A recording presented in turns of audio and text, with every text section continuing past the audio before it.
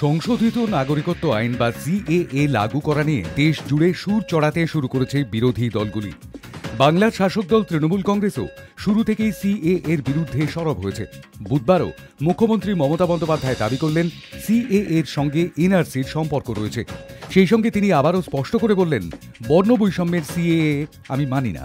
যদিও কেন্দ্রীয় সরকারের দাবি সিএএ এবং এনআরসি সম্পূর্ণ আলাদা, দুটি বিষয়ের মধ্যে কোনো সম্পর্ক নেই। You know, I am very clear about it. If you see throughout the world, there are some system. In 5 years, the students also go for study, they stay there. Even the service holders also. They get the green card. Even there are so many countries, they give the citizenship card also.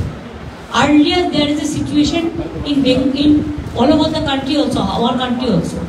Whole state, DM should have issued the citizenship certificate. But now what is happening?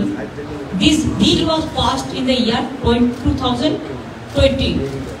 After that 4 years passed, before election 2-3 days ago, whatever I have seen the rules, I am not satisfied.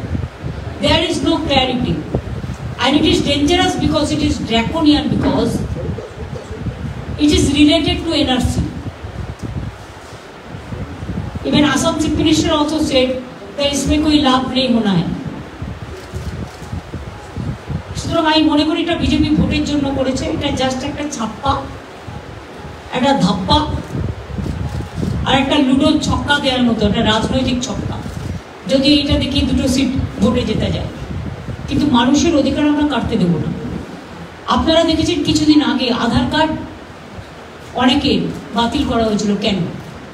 সঙ্গে সঙ্গে কেসটা আমার কাছে আসে এবং আমি ধরি এবং আমরা বলি আধার কার্ড যদি বাতিল করা হয় মানুষের সব সুযোগ সুবিধা বাতিল হয়ে যাবে, তাহলে আমরা কিন্তু অল্টারনেটিভ কিছু করে দেবো যাতে তার সুযোগ সুবিধা বাতিল না হয়। এটা কিন্তু শুরুয়াত। যখনই আপনি আবেদন করবেন, এই যে কালকে বলেছে যে না কিছু করা হবে না, সেটা রুলসে নেই কেন? যে 4টে ফর্ম শুধু আপনি দিয়েছেন এবং তাতে আপনি বলেছেন বাবার বার্থ সার্টিফিকেট নিয়ে আসতে হবে। তো যার 40-50 বছর বয়স হয়ে গেছে, আমি নিজেই আমার বাবার বার্থ সার্টিফিকেট, বাবার মায়ের জন্ম কবে জানি না, তো বার্থ সার্টিফিকেট কোথা থেকে নিয়ে আসবো? সুতরাং আমার মনে হয় এটা political gimmick, nothing else. That's how we are not supporting CAA or NRC. CAA is very much related with NRC. We don't want any detention camp. আসামে আপনারা দেখেছেন এরা মুসলিমদের তো টোটাল রাষ্ট্রহীন করে দিতে চায়। 2 হচ্ছে, এর মধ্যে হিন্দু আছে, বৌদ্ধ আছে, শিখ আছে, জৈন আছে, পারসিক আছে। আসামে আপনারা কি দেখলেন যখন এনআরসি মুভমেন্ট হচ্ছিল? কেন হয়েছিল? তালিকা যখন বেরোলো দেখা গেল 19 লক্ষ যে মানুষ বাদ গেল, সংখ্যালঘুও ছিল ম্যাক্সিমাম 13 লক্ষ বাঙালি হিন্দু ছিল এবং পাহাড়েরও গোর্খা ভাই বোনেরাও প্রায় 1 লক্ষ ছিল, শিখরাও বাদ হয়ে গেছিল।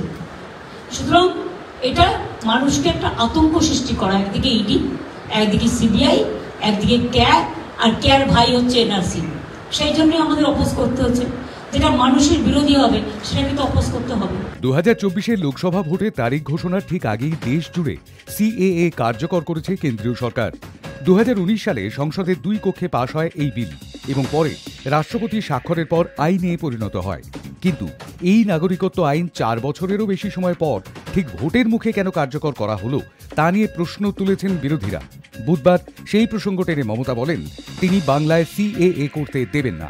তবে কেন্দ্রের আইন বাস্তবায়িত হওয়া কোনো রাজ্য সরকার রুখতে পারে কি না তা নিয়ে সাংবিধানিক এখতিয়ারের প্রশ্ন রয়েই যাচ্ছে। Hi news network.